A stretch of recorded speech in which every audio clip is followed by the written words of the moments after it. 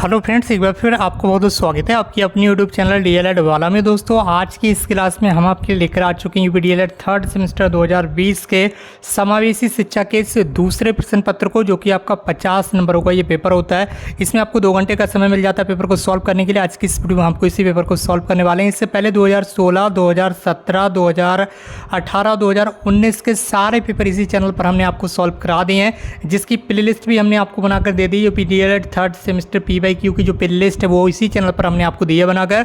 तो तुरंत चैनल पर जाकर विजिट कीजिए और देख लीजिए सारे PYQ, ताकि अच्छे से आपकी परीक्षा की तैयारी हो सके और परीक्षा में आप अच्छा प्रदर्शन कर सकें। तो चलिए दोस्तों, ज़्यादा टाइम न वेस्ट करते हुए आज की इस क्लास को स्टार्ट कर ही देते हैं। और आज की क्लास का पहला प्रश्न आपके सामने स्क्रीन पर आ चुका है। जी हाँ दोस्तों, सबसे पहला प्रश्न आप देख पा रहे होंगे, यहाँ पर पूछा गया कि संयुक्त राष्ट्र ने निःशुल्क जन अधिकार की घोषणा कब की थी, ये आपको बताना होगा। तो इस सवाल का राइट आंसर हो जाएगा 9 दिसंबर 1975 में की गई थी। संयुक्त राष्ट्र संघ ने निःशुल्क जन अधिकार की घोषणा 9 दिसंबर 1975 में की गई थी। सवाल का राइट आंसर हो जाएगा ऑप्शन डी। इसी के साथ बढ़ रहे हैं अपने अगले प्रश्न की ओर। प्रश्न संख्या 2 आपके सामने स्क्रीन पर, दृष्टिबाधितों के लिए कौन सी लिपि का यूज किया जाता है। तो दोस्तों, दृष्टिबाधितों के लिए ब्रेल लिपि का यूज किया जाता है। किसके लिए?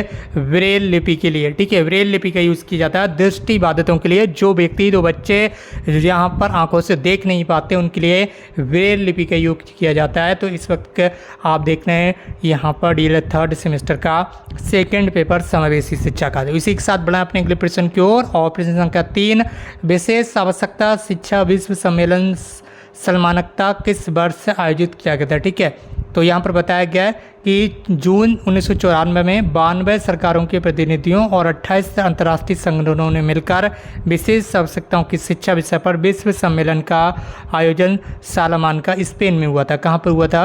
स्पेन में 1994 में। तो ऑप्शन ए आपका बिल्कुल राइट आंसर हो जाएगा। कौन सा ऑप्शन होगा राइट आंसर? Option A 1994। इसी के साथ बढ़ रहे हैं अपने अगले प्रश्न को। प्रश्न संख्या 4 है, हक लाना जो होता है, हक लाने का क्या कारण होता है? क्या वंशानुक्रम होता है, क्या वातावरण, या तो दोनों, इनमें से कोई नहीं। तो वंशानुक्रम और वातावरण, ये दोनों ही हक लाने का मुख्य रूप से, संयुक्त रूप से कारण होते हैं। तो ऑप्शन सी आपका राइट आंसर हो जाएगा। उपयुक्त दोनों ऑप्शन यहाँ पर राइट हो जाएंगे। प्रश्न संख्या 5 आपके सामने स्क्रीन पर, भारत सरकार के द्वारा मानसिक स्वास्थ्य अधिनियम कब लागू किया गया था। तो भारत सरकार के द्वारा मानसिक स्वास्थ्य अधिनियम सन 1987 में लागू किया गया था। ऑप्शन बी आपका राइट आंसर हो जाएगा। और इस कानून को बनाने के लिए 31 वर्ष का समय भी लगा था। इसी के साथ बढ़ाएं अपने अगले प्रश्न की ओर। प्रश्न संख्या 6 आपके सामने स्क्रीन पर है, टेलर फ्रेम का उपयोग किस में किया जाता है? क्या दृष्टिबाधित के लिए, क्या श्रवणबाधित के लिए, या मानसिक मंदता के लिए, या फिर विशिष्ट अधिगम क्षमता के लिए? तो टेलर फ्रेम का जो उपयोग है वो दृष्टिबाधित बालकों के लिए किया जाता है। ये गणित अधिगम के लिए एक संपूर्ण स्पर्श समाधान प्रदान करता है। अगले प्रश्न को हम यहाँ पर बढ़ाना है। प्रश्न संख्या 7 आपके सामने स्क्रीन पर है, बालक सामाजिकरण की प्रक्रिया को सीखते हैं। बालक जो है सामाजिकरण की प्रक्रिया को सीखते हैं कैसे? विद्यालय से, रुचियों से, परिवार से, या फिर उपरोक्त सभी से। तो बालक सामाजिकरण की प्रक्रिया को परिवार से सीखते हैं। कैसे सीखते हैं? परिवार से सीखते हैं, फैमिली से सीखते हैं। बताना आपको राइट आंसर। बढ़ रहा है अपने अगले प्रश्न की ओर। परामर्श का मुख्य उद्देश्य क्या है? कि आत्मज्ञान, क्या आत्मस्वीकृति, आज सामाजिक सामंजस्य, या फिर उपर्युक्त सभी। तो इस सवाल का आपका राइट आंसर हो जाएगा ऑप्शन डी। जी हाँ दोस्तों, उपर्युक्त सभी जो है ये राइट आंसर है किसके? परामर्श के। ठीक है, तो इसी के साथ बढ़ रहे हैं अपने अगले प्रश्न की ओर। प्रश्न संख्या आपका 9 नंबर, ये आपके सामने स्क्रीन पर आ चुका है। इसमें आपसे पूछा जा रहा है कि गैर सरकारी संगठन, ठीक है, नॉन गवर्नमेंट ऑर्गेनाइजेशन, ठीक है, नॉन गवर्नमेंट ऑर्गेनाइजेशन जिसे शॉर्ट में NGO बोलते हैं। तो गैर सरकारी संगठन जो अभावग्रस्त बालकों के लिए योजना बनाते हैं, इन्हें क्या कहते हैं आप? ठीक है, तो इसमें तो डायरेक्टली यहाँ पर शॉर्ट फॉर्म पूछ ली गई है, कई बार फुल फॉर्म पूछी जाती है। तो नॉन गवर्नमेंट ऑर्गेनाइजेशन ये फुल फॉर्म है, गैर सरकारी संगठन हिंदी में बोल देंगे। इसमें आपसे पूछी गई शॉर्ट फॉर्म, तो बता दीजिए आप इन्हें NGO बोलते हैं। गैर सरकारी संगठन जो अभावग्रस्त बालकों के लिए योजना बनाते हैं इन्हें NGO बोलते हैं, चाहे वो किसी भी तरह की योजना बनाते हो, किसी भी फील्ड से रिलेटेड करते हो, दैट्स नोन एज NGO। ठीक है, नॉन गवर्नमेंट ऑर्गेनाइजेशन।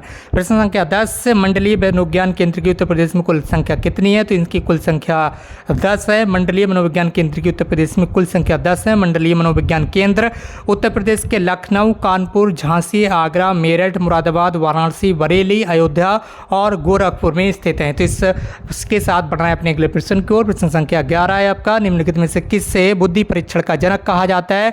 तो यहाँ पर विनय, ठीक है, विनय साइमन को बुद्धि परीक्षण का जनक कहा जाता है। बुद्धि परीक्षण का जनक विनय को कहा जाता है। अल्फ्रेड विनेट ने 1900 यानी कि 1900 के दशक में पहला बुद्धि परीक्षण का निर्माण कर दिया था। इस वक्त हम बढ़ रहे हैं अपने अगले प्रश्न की ओर। इसी बात पर वीडियो को शेयर जरूर कीजिए। जो नए भाई बहन है तुरंत चैनल को सब्सक्राइब कर लीजिए, क्योंकि यहाँ पर आपको डीएलएड से संबंधित जो पल पल की अपडेट है वो लगातार मिलेंगी, क्लासेस लगातार मिलेंगी। अगर पीवाईक्यू की सीरीज आपने अटेंड नहीं की है, इससे पहले की क्लासेस आपने नहीं देखी हैं, तो तुरंत चैनल पर जाकर देख लीजिए, क्योंकि यही आपके लिए खास मौका है। प्रश्न संख्या 12 है, टर्मन के अनुसार सामान्य जो नॉर्मल बच्चे होते हैं, सामान्य वर्ग के बालक होते हैं, उनकी बुद्धि लब्धि कितनी होती है? 140 से अधिक, 120 से 140 के बीच, या 90 से 110 के बीच? तो इस सवाल का राइट आंसर आप बता दीजिएगा। 90 से 110 के बीच जिन बच्चों की बुद्धि लब्धि होती है उन्हें हम टर्मन के अनुसार सामान्य बालक कह देते हैं। प्रश्न संख्या 12 का राइट आंसर हो जाएगा ऑप्शन डी। इसी के साथ बढ़ रहे हैं अपने अगले प्रश्न को। प्रश्न संख्या 13 है, राष्ट्रीय न्याय अधिनियम कब पारित हुआ था? तो राष्ट्रीय न्याय अधिनियम जो है वो 99 में पारित हुआ था, यानी कि 1999 बोले तो ऑप्शन ए आपका राइट आंसर हो जाएगा। बढ़ रहे हैं अपने अगले प्रश्न को। प्रश्न संख्या 14 आपके सामने स्क्रीन पर है, बताया जा रहा है। सबसे पहले तो पूछा जा रहा है कि राष्ट्रीय दृष्टि दिव्यांगजन सशक्तिकरण संस्थान कहाँ पर स्थित है? तो बता दीजिए कि भैया ये देहरादून में स्थित है। राष्ट्रीय दृष्टि दिव्यांगजन सशक्तिकरण संस्थान देहरादून यानी कि उत्तराखंड में ये स्थित है। बढ़ रहे हैं अपने अगले प्रश्न की ओर। व्हाइट कैंडे कब मनाया जाता है? तो कब मनाया जाता है? ये आपका 15 अक्टूबर को मनाया जाता है। कितने अक्टूबर को? 15 अक्टूबर को मनाया जाता है व्हाइट कैंडे। इसी के साथ अब आपके यहाँ से तेलुगु 30% स्टार्ट हो चुके हैं। इसी बात पर इस क्लास को शेयर कर दीजिए। अगर आपने अभी तक चैनल को सब्सक्राइब नहीं किया तो कर लीजिए, आखिर आपका जाता ही क्या है। जैसे ही आप चैनल को सब्सक्राइब कर लेंगे, यहाँ पर आपको रेगुलर लगातार क्लासेस के नोटिफिकेशन मिलते रहेंगे। अगला प्रश्न संख्या 16 है, श्रवण क्षीणता के प्रमुख प्रकार कौन कौन से? श्रवण क्षीणता जो होती है, सुनने में जो प्रॉब्लम्स होती हैं, उसके प्रमुख प्रकार कौन कौन से हैं? कम श्रवण बाधित बालक होता है, एक मंद श्रवण बाधित बालक होता है, एक गंभीर रूप से श्रवण बाधित बालक होता है, एक पूरा ऐसा बच्चा होता है जो बिल्कुल भी सुन नहीं पाता। तो ये अलग अलग टाइप्स होते हैं ऐसे बच्चों के, ऐसे व्यक्तियों के जो सुन नहीं पाते हैं। बढ़ना है अपने अगले प्रश्न की ओर। प्रश्न संख्या 17 है, विशिष्ट अधिगम निःशक्तता के प्रकार बता दीजिए। विशिष्ट अधिगम निःशक्तता, जिससे कि डिसलेक्सिया हो गया, इसमें बच्चा ठीक से पढ़ नहीं पाता है। डिस्ग्राफिया हो गया, इसमें बच्चा ठीक से लिख नहीं पाता है। डिसकैलकुलिया, इसमें गणितीय कौशल संबंधी विकार उत्पन्न हो जाते हैं, बच्चा जोड़ घटाव गुणा भाग ये ठीक से नहीं कर पाता है। डिस्प्रैक्सिया, इसमें लेखन और चित्रांकन संबंधी विकार आ जाते हैं। तो ये यहाँ पर आपसे विशिष्ट अधिगम निःशक्तता के प्रकार आ जाते हैं आपके। बढ़ रहे हैं अपने अगले प्रश्न को। प्रश्न संख्या 18 है, पिछड़े बालकों की एक विशेषता बता दीजिए। तो पिछड़े बालक बार बार समझाने पर ही समझते हैं। पिछड़े बालक विद्यालय के पाठ्यक्रम को समय से पूर्ण नहीं कर पाते हैं। पिछड़े बालक गृह कार्य नहीं कर पाते, यानी कि घर के लिए जो उन्हें होमवर्क दिया जाता है वो ठीक से नहीं कर पाते हैं। दैट उन्हें क्या कहा जाता है? पिछड़े बालक। समस्यात्मक बालक की ओर हम यहाँ पर बढ़ाएं। समस्यात्मक बालक किसे कहते हैं? तो ऐसे बालक जो कुछ ऐसा व्यवहार करते हैं जो समस्या का कारण बन जाता है, उन्हें समस्यात्मक बालक कहते हैं। जैसे झूठ बोलना, चोरी करना, विद्यालय से भाग जाने वाले, ये समस्यात्मक बालक कहते हैं। वैलेंटाइन्स रोल के अनुसार क्या कहा गया है? समस्यात्मक बालक वे होते हैं जिनका व्यवहार अथवा व्यक्तित्व किसी बात में गंभीर रूप से असाधारण होता है। इसी के साथ समस्यात्मक बालक की ओर अब आगे बढ़ाएं। वर्ड के अनुसार क्या कहा जाता है? जिनका व्यवहार गंभीर रूप से असामान्य होता है उन्हें हम समस्यात्मक बालक कह देते हैं। क्या कह देते हैं? उन्हें हम समस्यात्मक बालक कह देते हैं। इसके बाद प्रश्न संख्या 20 है, बुद्धि लब्धि। ठीक है, यहाँ पर इंटेलिजेंट क्विटेंट बुद्धि लब्धि ज्ञात करने का सूत्र लिख दीजिए। ये वेरी इंपॉर्टेंट क्वेश्चन है। कैसा? ये वेरी इंपॉर्टेंट क्वेश्चन है। इसे आप रट लीजिए, कुछ कर लीजिए, आपका कहीं पर भी पीछा नहीं छोड़ने वाला, इसलिए ऐसे आप अच्छे से याद कर लीजिए।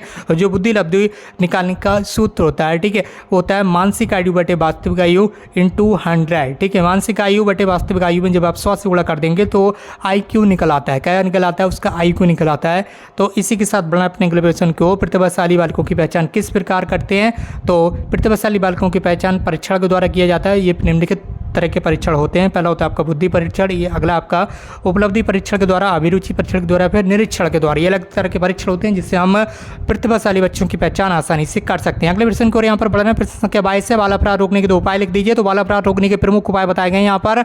सबसे पहले बताया गया बाल गृहों में उपेक्षित बच्चों को आवास दिया जाता है। शिक्षा, चरित्र निर्माण और नैतिक खतरे से सुरक्षा इत्यादि की प्रमुख सुविधाएं उपलब्ध रहती हैं। विशिष्ट स्कूल, स्पेशल स्कूल निर्मित किए जाते हैं। इनमें अनैतिक बालकों को सुधारने के लिए आवश्यक मानसिक प्रशिक्षण भी दे दिया जाता है। बढ़ना है अपने अगले प्रश्न को। अन्वेषण विधि की खोज किसने की थी? तो अन्वेषण विधि या खोज विधि ह्यूरिस्टिक विधि की निर्माण आगमन विधि के आधार पर बनाया गया है। इस विधि के जनक H.E. आर्मस्ट्रांग को माना जाता है। इस विधि का जो यहाँ पर खोज है, ठीक है, जो खोज की थी इस विधि की, वो किसने की थी? इस विधि के जनक कौन है? H.E. आर्मस्ट्रांग। इस विधि को अनुमानी विधि भी आप कह लीजिए, ठीक है। बढ़ रहे हैं अपने अगले प्रश्न को। प्रश्न संख्या आपका 24 है। कृत्रिम अंगों का निर्माण क्या कहलाता है? जो आर्टिफिशियल ऑर्गन्स डेवलप किए जाते हैं, जो आर्टिफिशियल ऑर्गन्स होते हैं, ठीक है।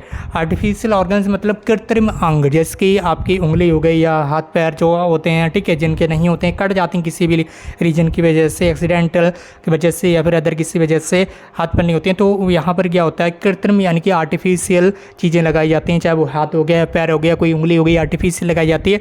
तो इन आर्टिफिशियल तरीके से जो अंग बनाए जाते हैं, ऑर्गन्स का जो बनाया जाता है, जो निर्माण किया जाता है, कहते क्या है? तो कृत्रिम अंगों का जो निर्माण है वो अंग प्रत्यारोपण कहलाता है। क्या कहलाता है? अंग प्रत्यारोपण। पढ़ा अगले प्रश्न को। प्रश्न संख्या 22 है।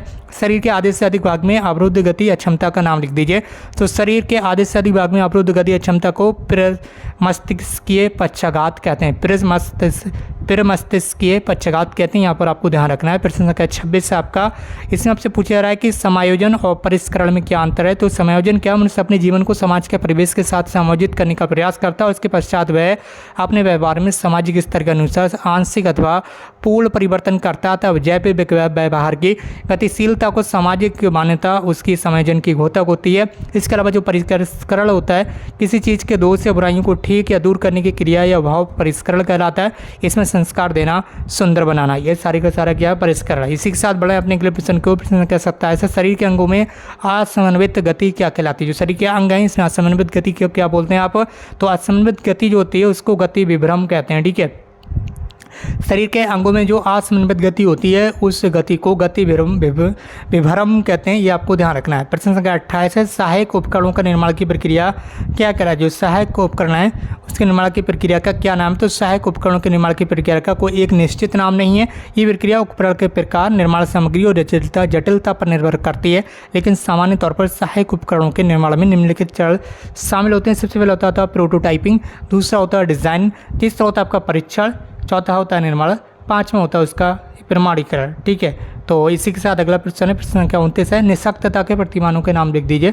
तो निःशक्तता के प्रतिमान के नाम लिख लेते हैं। सिरबड़ाहस हो गया, चलन क्रिया संबंधी निःशक्तता हो गई, मानसिक मंदता हो गई, या दृष्टिबाधिता हो गई, या अस्थिबाधिता हो गई। किसी भी तरह की जो यहाँ पर जैसे अस्थिबाधिता या आंखों से कोई समस्या है, ठीक है, या मानसिक मेंटल कोई प्रॉब्लम है, मेंटलिटी, तो इस सारी के सारी क्या ये यहाँ पर निःशक्तता के ही प्रतिमान आपके कहलाते हैं। बढ़ रहे हैं अगले प्रश्न की ओर। ये आज की क्लास का अंतिम प्रश्न साबित होगा आपके लिए, क्योंकि अति लघु उत्तर प्रश्न के लिए हम आपको अलग से क्लास देंगे। इसलिए कर लीजिए आप इस चैनल को सब्सक्राइब ज़्यादा ही क्या आपको, ताकि और भी क्लासेज आपकी लगातार इसी तरह से मिलती रहें। और अगर आप चैनल पर नए तो कर लीजिए चैनल को सब्सक्राइब और इस वीडियो को कर दीजिए शेयर अपने फ्रेंड्स के साथ। है आप कक्षा कक्ष में सिरबड़ा निःशक्त बच्चों की पहचान कैसे करते हैं? जो सुनने में यहाँ पर कठिनाई महसूस करते हैं, सिरबड़ा में निःशक्त होते हैं, सुनने में कठिनाई महसूस करते हैं, सुन नहीं पाते हैं, उन बच्चों की पहचान आप कैसे करेंगे? तो कक्षा कक्ष में सिरबड़ा निःशक्त बच्चों की पहचान निम्न तरकीब से आप कर सकते हैं। सिरबड़ा बाधित बालक कक्षा में सुनने के लिए अपने कानों को एक तरफ कर लेते हैं। सिरबड़ा बाधित बालक जो सामान्य ध्वनि पर शिक्षक के द्वारा प्रश्न पूछने पर कोई प्रतिक्रिया नहीं देते हैं। जिसकी कक्षा में आप बैठे हो, किसी बच्चे से कोई क्वेश्चन आप पूछ रहे हैं, तो वो जैसे नॉर्मल आप कुछ पूछ रहे हैं तो बच्चा ठीक से नहीं सुन पाता और वो आपके क्वेश्चन का आंसर नहीं दे पाता है, ठीक है, किस वजह से? क्योंकि वो सुन नहीं पा रहा है सामान्य रूप से। तो दोस्तों ये थी आपके लिए महत्वपूर्ण क्लास। इस क्लास को शेयर कर दीजिए। बाकी दोस्तों आज की इस क्लास को हम यहीं पर समाप्त करते हैं। हमसे जुड़ने के लिए बहुत बहुत धन्यवाद। Thank you so much for connecting.